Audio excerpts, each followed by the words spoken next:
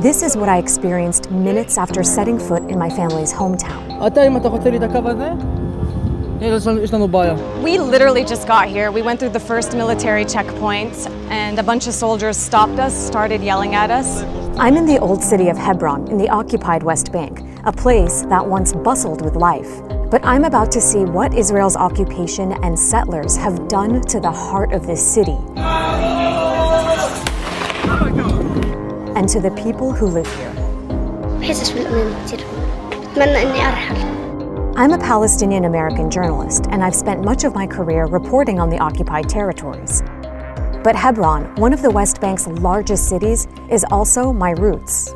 My father was born and raised here. I've returned to learn how the occupation has decimated his beloved hometown, a place he hasn't been back to in years. I had a mixed feeling, nostalgia with anger, despair over despair. What can I say? I know it's really hard for him to see this, and so it's emotional for me.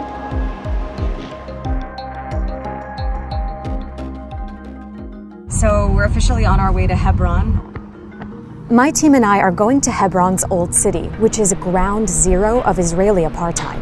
Today, 33,000 Palestinians live in this part of Hebron, which is under full Israeli military control and fragmented by checkpoints, military outposts, and around 1,000 Israeli settlers who live here in violation of international law. اللي حصل في البلدة القديمة في مدينة الخليل هي كارثة بندفع ثمنها كل يوم. حياتكم هون صعبة؟ هي صعبة ومستحيل وحدة تقعد محل تجرب تقعد أسبوع. إحنا عايشين هون بس باعتبار السجن. But before we get into all of that, let me back up. It wasn't always like this. This is my dad. He was born in Hebron in 1947. He lived up the hill from the old city where his father and uncle owned a quarry. The year after my dad was born, Israel was established in what Palestinians refer to as the Nakba, or catastrophe. That's because hundreds of thousands of Palestinians were expelled from their homes to clear the way for the creation of a Jewish state. But the West Bank, including Hebron, fell under the control of Jordan. My dad was 19 in June of 1967 when Israel captured the West Bank, Gaza, East Jerusalem, and the Golan Heights and began a military occupation that still has no end in sight. My dad was in college in Jordan at that time, so he wasn't in Hebron to witness that or to see how Jewish settlers took over parts of the old city. A few years later, he moved to the US for graduate school. I was born and raised in San Francisco and grew up hearing my dad reminisce about his childhood, like how he raised chickens and rabbits on the hill as he watched the vibrant city below. When my family would travel to Palestine in the summers, my dad couldn't come because of work. Now, even though he's retired, he says he doesn't want to return because he refuses to be humiliated by Israeli soldiers. He's only been back to Hebron 3 times. But I'm returning to see with my own eyes what has become of this city that made my father and me who we are today. And that all begins with me actually getting there. It's only about 20 miles from Ramallah where we're starting out, but we can't, as Palestinians, access parts of the main north-south highway because that's reserved exclusively for cars with Israeli license plates. So here's another checkpoint. Instead, we have to take narrower roads and cross through several Israeli military checkpoints. There's another checkpoint. That means it takes much, much longer to get there. We're finally in Hebron. I'm sure my dad knows these streets inside and out, and he used to walk all over here as a child, so this is literally retracing his footsteps, but it's very different now than when he grew up. Today, many parts of the city are off limits to Palestinians. All right, gonna go through. Because I'm Palestinian, I'm not allowed to enter parts of the old city. So I'm meeting former Israeli soldiers who, I hope, will help me access my family's hometown. Hi, how are you, Ori? Nice to meet you, I'm Dina. Ori and Joel are with the Israeli anti-occupation group Breaking the Silence. They used to serve in the Israeli army, but now they give tours of Hebron to expose the reality of how Israel treats Palestinians. Come here. But before they could even start showing me around, this happened. היא אזרחית ארצות הברית ועיתונאית, כן? רק שתדעו. היא אזרחית ארצות הברית ועיתונאית. אין שום בעיה, הוא צילם עמדה ביטחונית, הוא צריך למחוק את הסרטונים האלה. אני לא צילמתי את העמדה, צילמתי רק אותך. לא, צילמת את עמדה. זה לא משנה, אם היא עמדה ליד העמדה, אתה מוחק... דבר ראשון, אתה מפריע לנו בעבודה, בוא תעמוד שם עם המצלמה. דבר ראשון. עכשיו דוחף אותי. יופי, דוחף אותו, כרגע הוא מפריע לי בעבודה. My Palestinian film crew, who have the proper credentials, are sadly used to experiencing this kind of nationalistic harassment and taunting. So I've been in the old city for about 5 minutes and we were already stopped by...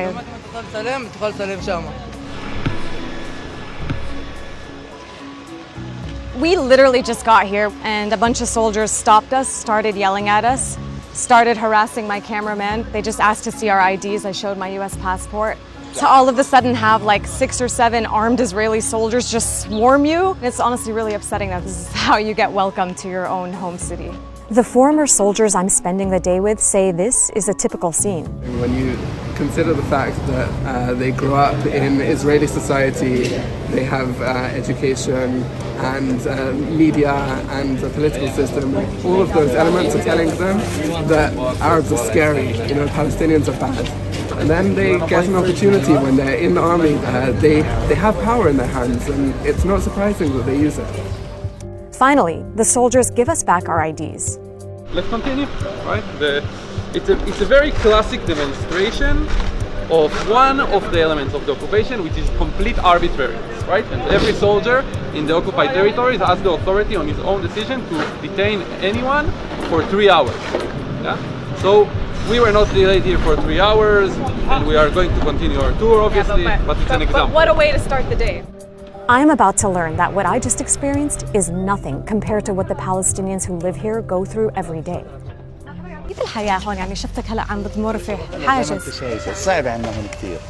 This is Fadil, who has lived in this home his whole life. In the 1980s, Israel set up this checkpoint in front of his house. Fadil now has to check in every time he leaves or enters his own home. كيف بضايقوا عليكم؟ زي ما انت شايفه بخلوش قرايبنا يجوا علينا. حترى. يعني بنتي متجوزه مين مسموح لها تيجي جوزها لا. واو. وهلا لما بتمرق ايش لازم تفرجيه؟ اسمه ورقم هويتي. وانت بتقدر تمشي هون مش ممنوع؟ بس لحديتهم. واو. هون ممنوع. Fadil isn't alone. Thousands of other Palestinians in Hebron are also forced to pass military checkpoints just to go home. The military also bans Palestinians from using certain streets, as Ori shows me. On that street over there, Palestinians are allowed to walk and open businesses, but not allowed to drive. The yellow street on the map is a street where Palestinians are only allowed to walk, not allowed to drive, and not allowed to open businesses. The streets that we're heading towards are mostly sterile, meaning that no Palestinian in the whole wide world can walk on those streets. If you do one step over here, no Palestinians are allowed here. If we take one step here, here Palestinians are allowed. And I don't know any other word to call this than apartheid. All these restrictions help Israel maintain its hold on Hebron, but they're also in place to protect Israeli settlers. And the ones in Hebron are known for being among the most violent in all of the occupied West Bank.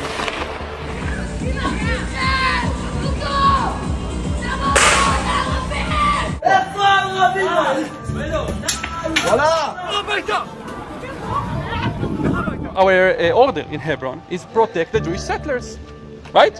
We don't have an order protect Palestinians if settlers harass them. The soldiers never protect the Palestinians. Yeah, unfortunately, it's not in our order.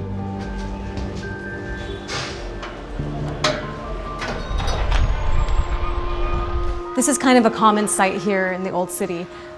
There's a Palestinian family that lives at the end of this alleyway.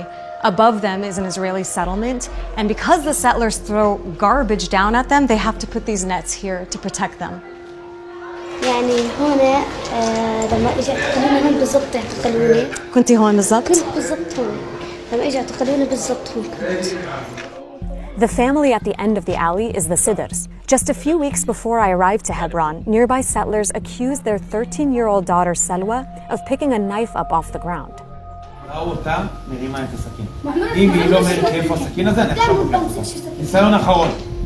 فقد كل جيبتي معيش ولا سكينة أنا. אבל שלא מלך. הכל זה אני עכשיו לוקח. איתי אצלי. יאללה, תביא הזיכון. تبي تكون ممنوع. اعتقلوني واخذوني يعني على مدرسة أسامة وقعدوا يحققوا معي. قعدت ساعة لما حققوا معي. لما فلتوني قعدت ساعة لما فلتوني يعني كثير ساعات لما فلتوني وحققوا معي. بتخافي يعتقلوكي كمان مرة؟ أنا حسيت إنه وأنا نايمة حسيت إنه بدهم يعتقلوني بنص الليل.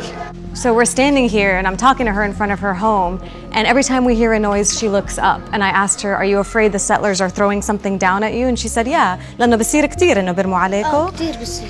يعني إذا شفناهم بيلعبوا خلاص بدهم يرمونا بدهم يعملونا يرموا علينا حجر وإحنا بنقعد نتفرج عليهم يعني. أولاد يعني المستوطنين. طبعاً أولاد المستوطنين. يعني أخي صار يحكي لي إياه يطلع محل ألعابهم. حرام. كيف بيلعبوا وإحنا نفس خلينا ننزل عندهم نلعب قلت له كيف ننزل هذا احتلال. كمان إحنا ما بنقدرش يعني ننزل من مرة من هون 24 ساعة في الدار يعني زي باعتبار السجن. Just talking to her, it's really you don't feel safe at all. Like it's not a life that people should or can accept. So how did Hebron end up feeling like a prison for its people? After the Israeli occupation began in 1967, Hebron was among the first places Jewish settlements were built. This illegal land grab captured international attention. Now there's pressure for large-scale Jewish resettlement. And to some people, this looks very much like colonization. Some settlers said they were coming to Hebron because of its sacred place in Judaism, as the burial site of Prophet Abraham and his family. Others said they moved there in response to a massacre of Jews that happened in 1929. That's when rising tensions over European Jewish immigration aimed at turning Palestine into a Jewish state led to violence. More than 60 Jews were killed, and homes and synagogues were destroyed in the ancient city. But even after the settlers moved in, Hebron streets weren't segregated. Then, in 1994, everything changed. An American-Israeli settler armed with an assault rifle entered the Ibrahimi Mosque during Ramadan and killed 29 Palestinians. Palestinian fury as the victims of the mosque massacre are rushed to hospital in Hebron. Doctors say most were shot in the back as they knelt to pray. The shooter was ultimately overpowered by survivors and killed. But today, many Israelis in nearby settlements continue to honor him. In response to this massacre and the unrest that followed, Israel punished the victims, closing off roads and choking the economic lifeblood of this Palestinian city. You know, we're just seeing so many empty houses, empty storefronts, Israeli flags everywhere, soldiers stationed everywhere checking us. Since the crackdown, over 1,500 Palestinian-owned shops have closed for good, and more than 1,000 Palestinian families have moved away from Hebron city center. They have decimated the old city Israel has. And it's really unfortunate to see. I mean, this should be a thriving, bustling marketplace right now, and it's completely empty. Look at these empty homes, used to be the prime real estate in the West Bank. She's harassing a Palestinian right now, just because he's basically sweeping. What sweeping. We can just see here. The Palestinians cleaning the street, they just tried to clean around the military post to do their job, yeah, because this is still a street where Palestinians are allowed to walk. And this settler woman told them that they shouldn't enter, there, they cannot enter this, even though it's a military post. Please don't touch our camera. That's wild. The settler woman got mad at the Palestinian for sweeping the street, and then she attacked us and our cameras and tried to block us from filming. Many of Hebron's settlers moved here from the United States. Sadio came from Brooklyn a few years ago. Does it bother you that you're living somewhere so heavily militarized where Palestinians that have been here for generations are getting kicked out of their houses and can't walk on certain streets? So I'll ignore the use of the term Palestinian since there is no such nation or people. It doesn't bother me at all. Militarization is a thing happening all across the world. I'm not up to anything and nobody's invading my space for no reason. I don't care. يعني أكثر من مرة الأولاد الصغار كان عندي توم يبقوا في نزل المستوطن كان دا يدبهم على تحت. يحملهم ويدبهم؟ والله كان دا يحملهم على تحت. كيف بيعاملوك المستوطنين اللي عايشين هون؟ هون معاملتهم يعني من مرة مش بني آدمين يعني بعدوا بتفوا بضربوا البنت بتخاف تنزل المرة بتخاف تنزل أنا قبل كم من يوم أخوي بحجر صوان هون انتفخ كمان. مين رمى الحجر؟ المستوطن. So why do you give these tours? It's extremely important to show people what the occupation looks like, because this word is very vague for most people, right? Occupation. And when you see here, when you walk on those segregated streets, you cannot ignore the reality. And I believe that it's my responsibility as someone who took part in it. The minimum that I can do is to try and show people what I was sent to do. I believe that any decent human being who will see this will want this to end. So we're going to attempt to enter Shuhada Street right now. No Palestinians are allowed to be on that street, only Israelis and foreigners. I'm going to enter on my US passport. Of course, I'm originally Palestinian, so we'll see how that goes. While all of Hebron's old city has been affected by the occupation, the most striking example might be Shuhada Street. It used to be the city's most important, vibrant thoroughfare. My dad went to middle school on this road, and his family owned shops here. But in the years following the 1994 massacre, Palestinians have been banned from walking on this street, even if they live on it. So the Israeli military welded these Palestinian doors shut. See? This is welding. We actually welded shut their doors. We send Israeli soldiers to weld shut those front doors of these families, while everyone else who is not a Palestinian can walk freely. This video shows what it takes for one Palestinian woman to leave her home. She climbs her roof and scales back down to the ground to exit on a back street where she is allowed to be. But if you're a Jewish settler, you can walk out in the front, in your front of your front door. Yeah. Look at us. Not only if you're a Jewish settler, everyone who is not a Palestinian. إمتى آخر مرة مشيتي على شارع شهداء؟ يمكن من 25 سنة. 25 سنة، يعني كل يوم تطلعي عليه وممنوع. كل ما بطلع عليه، أما هو ما شايف. كان تبنا بدنا نروح مثلا هاي الكارنتينا، بدنا نطعم الأولاد، أمشي هذه المسافة كلياتها على الكارنتينا. كانت كلها فاتحة، المحلات وسوق الخضرة والسيارات، هات ما في حد. This is the old central bus station in Hebron, and they've turned it into a new military base that's under construction there, and behind it is a new settlement. Over here, we can walk and have a look on the old jewelry market. This whole thing is a settlement. This is how absolutely devastated it is right now. Settlers came and just ravaged the whole place and destroyed it. This is the old fruit and vegetable market. It was here, and now what does the sign say, Ori? Now this is a settlement. The old city has suffered. Everywhere you look, there's just deserted shops, deserted homes, destruction, broken windows. And in the middle of it all, there's like schools and settlements and Israeli settlers just living their lives with the full protection of the military. You know, one thing that's really striking being here is how incredibly silent it is. The only sound you hear is the flutter of these little Israeli flags above. I keep thinking about how, you know, I directly descend from here. Not only is it like sad on just a human level, but there's a very personal element to this street as well. I don't blame my dad for not wanting to come back because it's that messed up. So I'm trying to piece together exactly where my dad grew up. You know, I've pieced together that that's where my family's home is. And the view is of a bunch of Israeli flags and a military outpost on the hill over there. And in between them, the cemetery where my grandparents are buried and the home that my father grew up in. So, man, I wonder if he's awake right now. I should FaceTime him. Hi, Baba. Hi, good morning. Good morning. Good afternoon. How are you?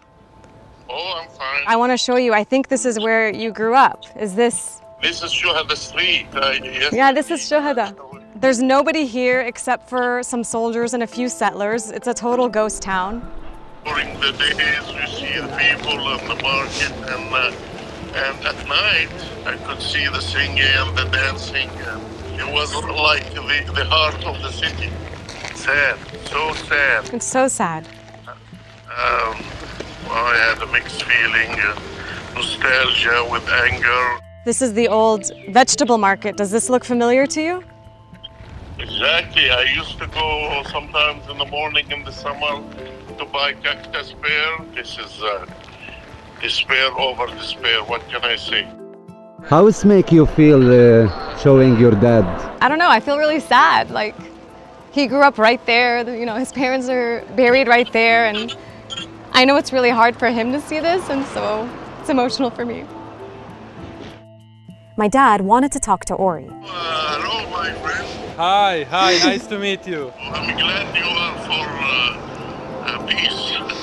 We're counting on people like you to expose the lie. I really hope you can be here and visit your childhood home at some point. Really, really hope. You know what I do? I just keep looking at the pictures over and over again. I am physically in San Francisco, but spiritually and emotionally always in Hebron. I'm curious, how did you feel watching me talk to my dad and then speaking to him yourself? Like sad, responsible, that this is what the place that I grew up in, that I was so proud of when I was a child. This is what we're actually doing to people. And it feels horrible to feel that. What most haunts you and your conscience about what you did in your time as a soldier? For me, it's the routine way we control the Palestinians, right? A Palestinian can wake up in the morning and not know if he will be at work on time, go to sleep, not know if soldiers will invade his home. We basically control the most simple and basic elements of life. It's designed to break down the population of Palestinians and show them who's in charge and humiliate them on a daily basis. Exactly. How can we make 2.5 million Palestinians in the West Bank to feel that they cannot lift their head up? We will make them understand that we control their lives. The segregated roads and the settlements and so forth, they exist all around the occupied territories. Military activity, home invasions, patrols, digital surveillance, they exist here and they exist all over the West Bank. The difference in Hebron is that in a very short walk, we can see examples of all of it. All of it. All of it. We saw all of it. It was a heavy day, but before it ended, I wanted to visit my father's childhood home. As I stood on the roof overlooking the old city, I thought about how the landscape today is completely different from the one he looked out at when he stood in this same spot. And I couldn't stop thinking about everyone I met and the price they're paying for remaining. رغم ذلك أنت ضايل هون. طبعا دارنا بيتنا هون. وين نروح؟ بس في غيرك سافر وهاجروا. في اللي معه مصاري بيطلع، احنا على باب الله. الحمد لله.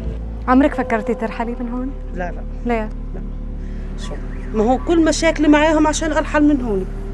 ملايين دفعوا لي. اخر مرة زهقوا وحطوا لي شك مفتوح. ما قبلت. وانتي مش راضية؟ وانا مش راضية. ليش مش راضية؟ ما خلص، ما هو اذا هذه راحت شو بده يضل؟ اذا اخذ البيت شو بده يضل؟ لسه عمرك تخافي ولا عمرك عندك تخافي. انا بحب بنتي تكون قويه قد حالها. انا قد حالي وقويه. يا لما اجى اعتقل بنتي اعطاني درس الاحتلال، اعطاني اياه اذا انت ضابط اسرائيلي بتتعامل مع البنت هيك شو بدك يكون بيني وبينك السلام. انا بدي اقول لك شغله واحده، اذا انا مش حامي حالي، يعني انا ماشي هون انا مش حامي حالي، كيف بدي احمي اولادي انا؟ It's hard to shake the idea that this Palestinian father could have been my dad. I could have been Selwa. This could have been my life.